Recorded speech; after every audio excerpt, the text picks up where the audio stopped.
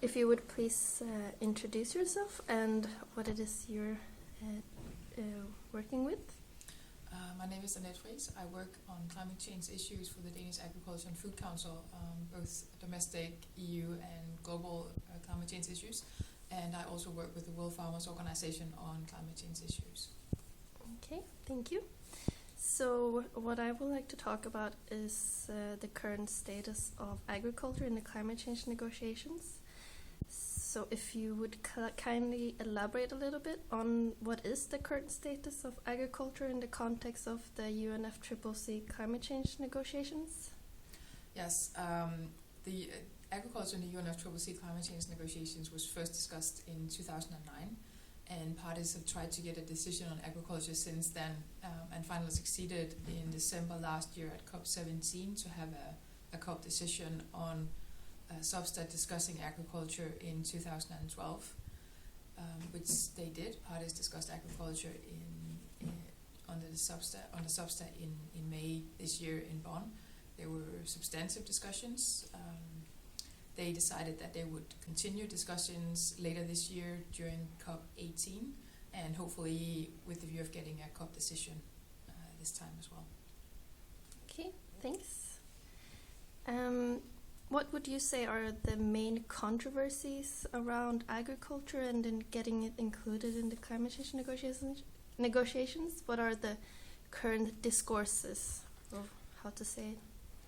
Some of the main discussion is evolving around adaptation and mitigation, where some parties prefer to discuss only adaptation in relation to agriculture, and think that it is unnecessary to have a decision or have a substantive work program on agriculture on adaptation, because we already have that in the Nairobi work program. Others want to see the links between adaptation and mitigation, want to see it together instead of separately. And want a substantive work program on adaptation and mitigation. So there are some controversies around that, and it seems that there are some fears that what developed countries want is that this could be a way of making developing countries mitigate in the agriculture sector. Also, there are some controversies around common but differentiated responsibilities, where some developing countries would like that to be included in a decision on agriculture, and others, as agriculture is now discussed under substat, sees that as irrelevant, as substat is about science, and therefore the notion of common but differentiated responsibilities is not relevant. So those are the things that the main controversies are evolving around. Okay, thanks. According to you, what are the more likely outcomes of the upcoming climate change negotiations meeting in Doha, Qatar later this year, also known as COP18 for agriculture? I think the main likely outcomes would be that we will have a decision on agriculture at COP18, whether it will be a decision on having a substantive work program on agriculture, or that substat will discuss or do some work around agriculture, but not necessarily a work program, I think could be very likely. We have now moved from discussing whether to discuss agriculture in the UNFCCC to discussing how we can discuss agriculture in the UNFCCC. Yeah, and you mentioned work program. What would it mean for smallholder farmers if a work program on agriculture were to be established within the UNFCCC?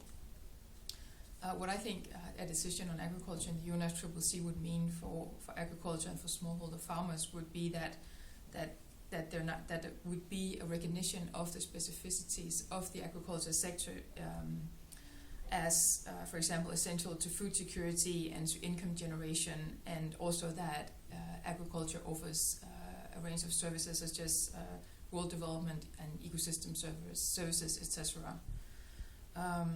Also, the climate change will significantly affect farmers, especially in developing countries, and especially smallholder farmers will be very affected by climate change. And at the same time, the agriculture sector is actually the only sector that can sequester carbon and thereby can help mitigate greenhouse gases. So agriculture and farmers could benefit from a distinct treatment in the UNFCCC negotiations so that it gets treated in a unified way instead of in different work streams such as adaptation, mitigation, RED and finance. And also if we get a decision on agriculture, it could be a recognition that that could mean that we get significantly increased global investments in the agriculture sector, that there could be a focus on sustainable intensification of agricultural production, and also a focus on getting assistance to those that are most vulnerable to climate change and who are most food insecure.